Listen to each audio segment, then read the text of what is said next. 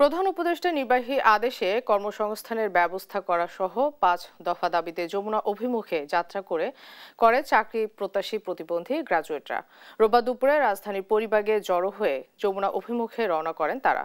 পরে ইন্টারকন্টিনেন্টাল মোড়ে তাদের আটকে দেয় পুলিশ। পরে সেখানে অবস্থান নিয়ে বিক্ষোভ করেন প্রতিবন্ধী গ্র্যাজুয়েটরা। তারা বলেন টানা ২২ দিন রাজপথে অবস্থান করছেন তারা। রাজু ভাস্কর্যে চলা অনশনে ৫ জন অসুস্থ হয়ে পড়েছেন।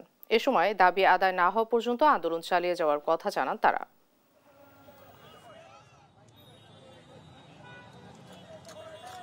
আমরা আপনাদের এই স্বজন, এই দেশের নাগরিক, এই সমাজের অংশ, এই রাষ্ট্রের অংশ, সাংবিধানিক দায়িত্ব নিতে চাই।